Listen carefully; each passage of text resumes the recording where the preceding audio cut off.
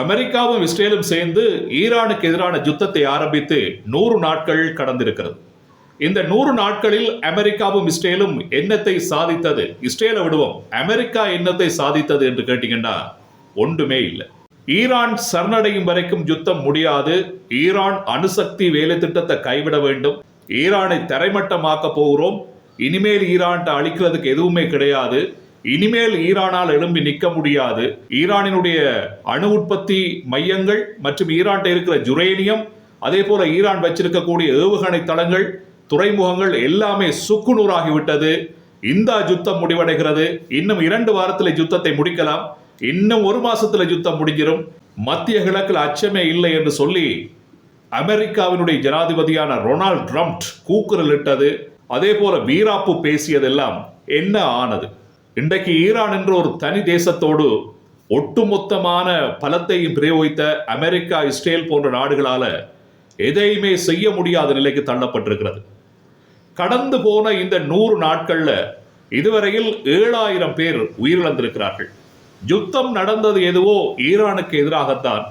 ஆனால் ஈரானை விட அதிகமாக லெபனான் பாதிக்கப்பட்டிருக்கிறது. இந்த யுத்தம் ஒரு போராக மட்டுமில்லாமல் இது ஒரு உலக பொருளாதாரத்தையே பாதிக்கின்ற, உலக பொருளாதாரத்தினுடைய முதுகெலும்பையே அடித்து நொறுக்கிய, உணவு, விவசாயம் போன்றவற்றை சவாலுக்குட்படுத்திய, அமெரிக்காவுக்குள்ளேயே டொனால்ட் ட்ரம்ப்புக்கு எதிரான எதிர்ப்புகளை சம்பாதித்த அல்லது செல்வாக்கை குறைத்த ஒரு யுத்தமாகத்தான் இந்த 100 நாட்கள் கடந்து போயிருக்கிறது.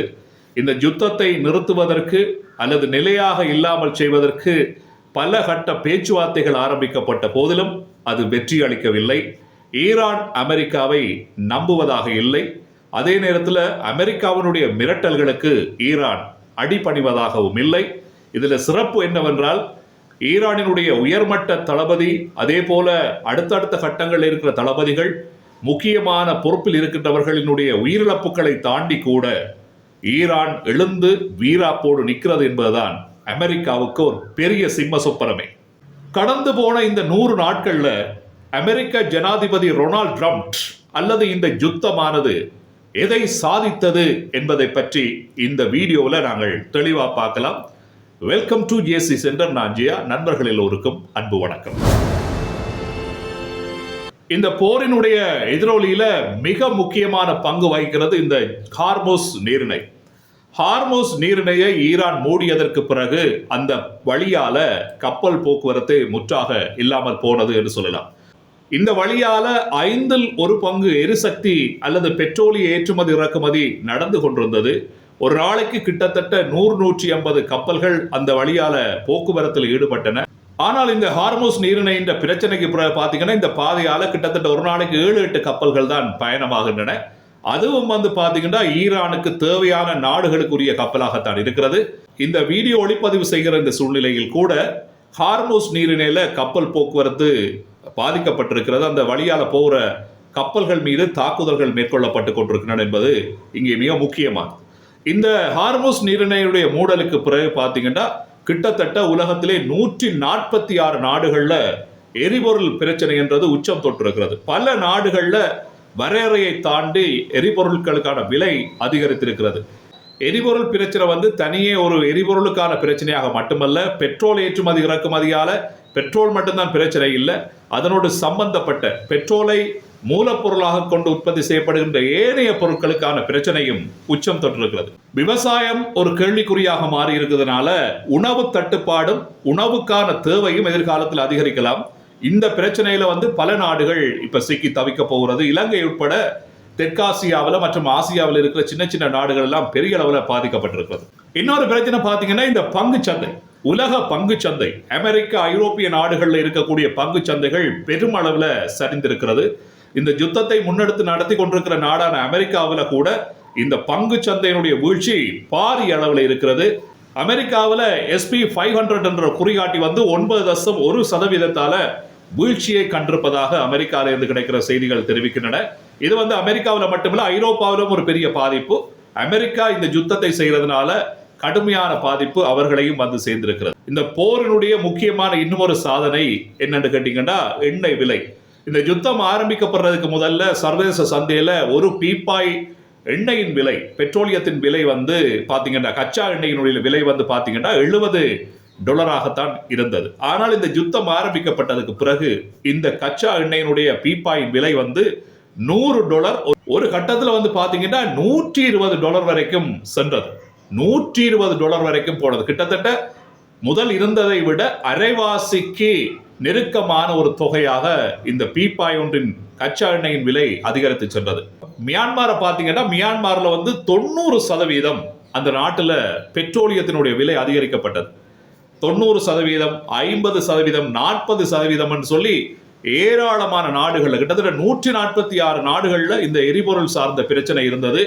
இப்போதும் இருக்கிறது.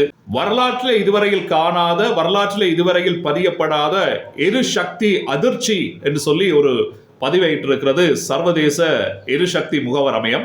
இதை வச்சுக்கொண்டே நீங்கள் புரியக்கூடியதாக இருக்கும் இந்த சக்தியினுடைய, அதாவது பெட்ரோலிய பிரச்சனையானது இவ்வளவு தூரத்துக்கு வலுப்பெற்றிருக்கிறது என்பதை பற்றி. இந்த யுத்தத்தை எப்படியாவது முடிக்க வேண்டும், இந்த யுத்தத்தை தொடர விடக்கூடாது என்று சொல்லி பாகிஸ்தான் வந்து மத்தியஸ்தம் வகித்து அமெரிக்கா, இஸ்ரேல், ஈரான் போன்ற நாடுகளை எல்லாத்தையும் கூப்பிட்டு, பிரதிநிதிகளை எல்லாத்தையும் கூப்பிட்டு வந்து பல தடவைகள் பேச்சுவார்த்தையிலே இறங்கி இருந்தார்கள். ஏப்ரல் மாத நடுப்பகுதியில் பேச்சுவார்த்தைகள் ஆரம்பிக்கப்பட்டிருந்தன. ஆனால் அந்த பேச்சுவார்த்தைகள் எல்லாமே தோல்வியில தான் முடியுது. காரணம் என்னன்னா, அமெரிக்காவும் விட்டு கொடுக்குற மாதிரி இல்லை, ஈரானும் தங்களுடைய நிலையை விட்டு கொடுக்குற மாதிரி இல்லை. இதுல பிரச்சனை என்னன்னு சொன்னா, அமெரிக்காவுடைய ஜனாதிபதி டொனால்ட் ட்ரம்பை பொறுத்த வரைக்கும் அவர் எந்த ஒரு ஒப்பந்தத்தையும் சீராக, சிறப்பாக, ஒரு எழுத்து வடிவமாக செய்யறது கிடையாது. சும்மா போடி போக்குக்கு ஏதோ ஒரு 2-3 விஷயத்தை எழுதி கொண்டு மற்ற நாடுகளை வந்து விரட்டி அடிபணிய வச்சு அதுல சைனை வாங்கி கொள்றதுதான் அவருடைய செயற்பாடாக இருக்கிறது இதுவரை காலமும். அதே மாதிரியான ஒரு செயற்பாட்டை தான் இப்ப ஈரானுக்கு எதிராகவும் அமெரிக்க ஜனாதிபதி செய்கிறார். இப்ப ஈரான் வந்து இந்த விடயத்துல வந்து அமெரிக்காவோடு இணங்கி போறதுக்கு தவிக்கிறதுக்கு காரணம் என்னென்றால், அமெரிக்காவை ஈரான் நம்புறதுக்கு தயார் இல்லை. இவர்கள் இப்பொழுது ஒன்றை பேசுவார்கள், பிறகு வேறு ஒன்றை செய்வார்கள் என்ற ஒரு நம்பிக்கையில் அவர்கள் இருக்கிறபடினால இந்த பேச்சுவார்த்தை வந்து முடிவு கட்டத்தை தொடுதும் இல்லை. அதே நேரத்தில் அமெரிக்கா சொல்றது மாதிரி ஈரான் வந்து தன்னுடைய அணுசக்தி வேலை திட்டத்தை கைவிடுற மாதிரியும் ஈரான் இல்லை. இதனால வந்து இப்ப பாத்தீங்கன்னா ஒரு பதட்டமான சூழ்நிலை தான் இந்த 100 நாட்களை கடந்தும் மத்திய கிழக்குல நிகழ்ந்து கொண்டிருக்கிறது. இந்த ஜலசந்தி பிரச்சனையும் இதனால தீர்க்கப்படாமல் இருக்கிறது. இதுதான் இது ஒரு உலக பொருளாதார ரீதியான பாரிய பிரச்சனைகளையும் சிக்கல்களையும் தோற்றுவிக்கிற ஒரே ஒரு இடமாக மாறிப்போச்சு. ஈரான்ல இருந்த உயிரிழப்புகளை விட லெபனான்ல இருக்கிற உயிரிழப்புகள் அதிகம். ஒட்டுமொத்தமாக 7000 பேர் உயிரிழந்திருக்கின்றார்கள் என்று சொல்லப்படுகிறது. பல லட்சக்கணக்கான மக்கள் இடம்பெயர்ந்திருக்கின்றார்கள். ஈரானை பொறுத்த வரைக்கும் ஈரான்ல கூட கிட்டத்தட்ட 30 லட்சம் மக்கள் இடம்பெயர்ந்திருக்கின்றார்கள், வீடு வாசல்களை இழந்திருக்கின்றார்கள். லெபனானை பொறுத்த வரைக்கும் அங்கும் கூட 10 லட்சம் பேர் தங்களுடைய வீடு நிலங்களை எல்லாம் இழந்திருக்கின்றார்கள். லெபனானுடைய நிலப்பரப்புக்குள்ள பாத்தீங்கன்னா இஸ்ரேலிய படையினர் 25 வருடங்கள் இல்லாத அளவுக்கு ஊடுருவி லெபனானினுடைய இடப்பிரதேசத்தை கைப்பற்றி இருக்கின்றார்கள். இப்ப இந்த விடயம் எல்லாம் வந்து பாத்தீங்கன்னா ஈரானினுடைய நட்பு நாடாக லெபனான் இருக்கிறதாலையும், லெபனான் இஸ்ரேலுக்கு அருகில் இருக்கிறபடினாலையும், இஸ்ரேல் வந்து ஈரானோட இருக்கிற பகையை பக்கத்தில் இருக்கிற லெபனானோடு பகிர்ந்து கொள்கிறது இஸ்ரேல் என்றதான் இங்க இருக்கிற முக்கியமான விஷயம்.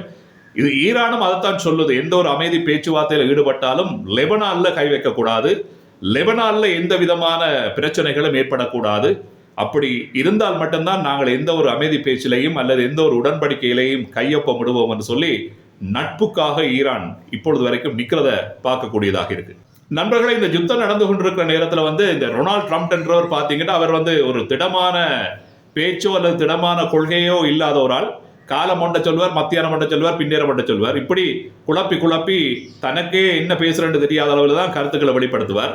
இதனால வந்து இந்த ஈரான் யுத்தம் முடிவடைகிறது, ஈரானுடைய பேச்சுவார்த்தை சரியாக வந்துட்டு ஈரான் இணக்கத்துக்கு வர்றதுக்கு ரெடியாக இருக்குது என்று சொல்லி இப்படி வந்து அவருடைய ட்ரூத் சோஷியல் வெப்சைட்ல வந்து அடிக்கடி மெசேஜ்களை, செய்திகளை பரப்புற ஒரு வேலை திட்டத்தில் அந்த நேரத்தில் ஈடுபட்டு கொண்டிருந்தார்.